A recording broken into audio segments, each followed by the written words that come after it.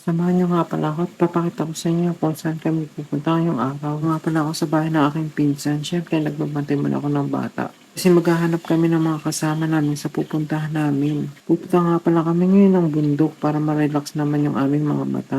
Uy, charot!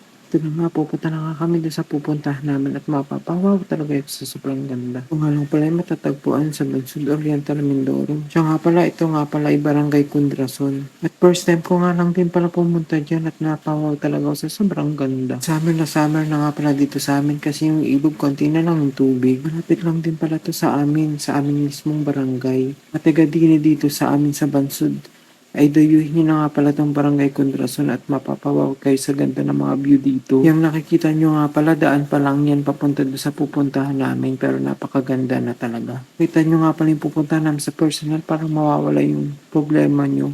Uy, charot. Ito na nga pala guys, yung pupuntahan naming location. Nandito na nga pala kami at napakaganda, di ba? Pwede nga pala kayo dyan magdala ng upuan yung natutupi ba yun? Ganda yung kuha nyo dito sa viewing ng mga bundok. Nga pala guys, kapag may mga kasama kayong bata na makukulit, ingatan nyo at huwag yung bitawan. Buti na yung nag-iingat. Guys, napakaganda at mawawala talaga yung mga problema nyo sa buhay. Ang pala ito yung pinuntahan namin guys. Meron pa kami isang pupuntahan dito sa Barangay Kundrason. Sarap nga pala dito mag-camping lalo na yung kapag kasama niyo yung mga pamilya niyo at jowa niyo. Uy, charot. Sana all may jowa. Meetingin nga pala kami yan guys. Parang hindi totoo yung nakikita namin. Parang painting.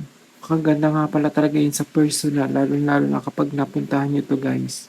Nagkayayaan na nga pala kami puntahan yung isang pupuntahan pa namin dito sa Barangay Kundrason. Magbubukas nga pala sila dito. Pakaganda rin nga pala yan at ito nga pala yung Daddy's Point. Pa pala sila guys open sa public at inaayos pa ba nga pala nila yung mga kubo nila. Laking gulat ko nga pala dyan guys at ang dami nga palang mga tanim ditong mangga. At first time ko nga lang pala makakita ng manggang kalabaw na may mga balot na papel na yan. Hindi ko alam kung para saan yan pero para saan nga ba yan guys? Nakita ko nga pala tong tarpaulin nila, RJR Nature Park ang nakalagay. Tayo nyo na lang guys yung mga ibang nakalagay dyan.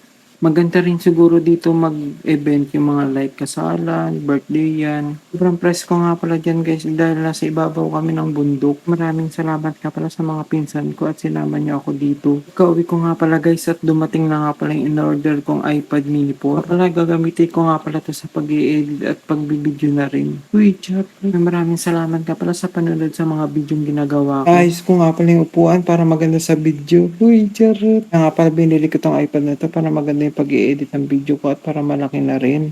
Pero kasi mag-edit kapag maliit, lalo na malaki yung kamay ko. Uy, charot. At nga pala dyan sa mga vlogger namin dyan sa Bansud Oriental, Mindoro. Nga pala nga guys, supportahan natin yung mga vlogger dito sa atin sa Oriental, Mindoro. Siyempre, wag nyo nga palang kalilimutan i-follow tong Facebook page natin. At search nyo na rin yung YouTube channel ko, Nash Morales Vlogs. Nga pala, kapag nakakaipon-ipon na ulit ako ng pera, parang gusto ko mag-business ng PisoNet. Okay ba yun guys? Maganda din ba yung mag-business ng PisoNet? Parang ang sarap kasi magbantay sa PisoNet. Kasi guys, marami kayong magiging kaibigan dun eh. Uy, charot. Guys, huwag niyo kalimutan i-follow ang Facebook page natin at supportan ha. Ayun nga pala guys, maiingatan ko nga pala itong binili kong iPad mini 4 kasi maingat naman ako sa gamit. Katulad niya pag-iingat ko sa kanya. Uy, charot, hugot yan. Wala guys, tuturuan ko nga pala kayo yung salitang Mindoro. Sample lang to guys. Kunwari hinahanap niyo yung pinsan niyo tapos hindi niyo makita tapos may pinagtanungan kayo. Sinabi niya, nandito nga. Kapag sa amin mahaba yung sinasabi namin. Nandito nga man din, nandito nga ni. Pag hindi pa siya maniwalang nandun, sabihin namin, nandito nga ni, ang kulit ni Ray. Lang, salamat, bye-bye.